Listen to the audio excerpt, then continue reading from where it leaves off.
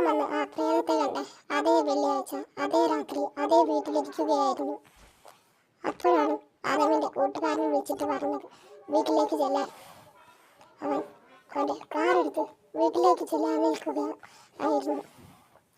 അവൻ ഇപ്പോഴും അതിന്റെ പേടിയിലാണ്, അന്ന് ആ പ്രേതത്തിന്റെ കണ്ടതിന്റെ പേടിയിൽ. അവൻ എന്തിനായിരിക്കും എന്നെ വിളിച്ചത്? എന്തായാലും പോവാം. ലാ ലാ ലാ ലാ ലാ ലാ ലാ ലാ. എന്നാലും അവൻ എന്തിനായിരിക്കും എന്നെ വിളിച്ചത്? എന്തെങ്കിലും തരാനായിരിക്കും. എന്തായാലും പോയി നോക്കാം.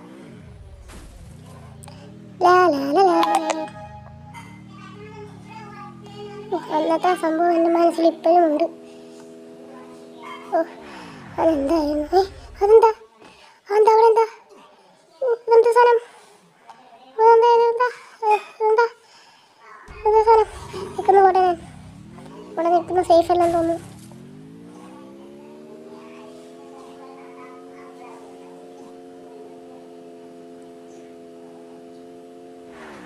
അങ്ങനെ അവൻ്റെ വീട്ടിലെത്തി.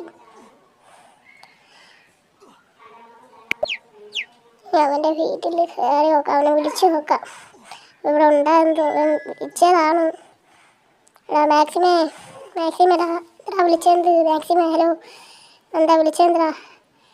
അതിവിടെ ഇല്ലേ? ഇല്ലെന്ന് തോന്നുന്നു. ഇതിന് കഥകളൊക്കെ തുറന്നിട്ടേക്കുന്നു. എന്തായാലും അകത്തോട്ട് കയറി നോക്കാം. മാക്സിമം അവിടെ ഇല്ലെന്ന് തോന്നുന്നു. അകത്തോട്ട് കയറി നോക്കാം. അത് ഇവിടെയൊന്നും ഇല്ലല്ലോ. മേലെ കയറി നോക്കാം. ഇവിടെയൊന്നും ഇല്ല. മേലെ കയറി നോക്കാം. ഈ റൂമിനകത്ത് കാണുവാൻ റൂമിനകത്ത് കാണുമായിരിക്കും ചിലപ്പോൾ. അറിയാൻ വയ്യ. ഇതെന്താ? ഇത് നമ്മൾ നേരത്തെ പാലത്തിൻ്റെ അടി കണ്ട സാധനമല്ലേ? ഇതെന്താ ഇതെന്താ ഇവിടെ നിൽക്കുന്ന സേഫ് അല്ലെന്ന് തോന്നുന്നു. എന്തായാലും ഞാൻ കാറെടുത്ത് എൻ്റെ വീട്ടിലേക്ക് പോകട്ടെ. ഇവിടെ നിൽക്കുന്ന സേഫ് അല്ലെന്ന് തോന്നുന്നു.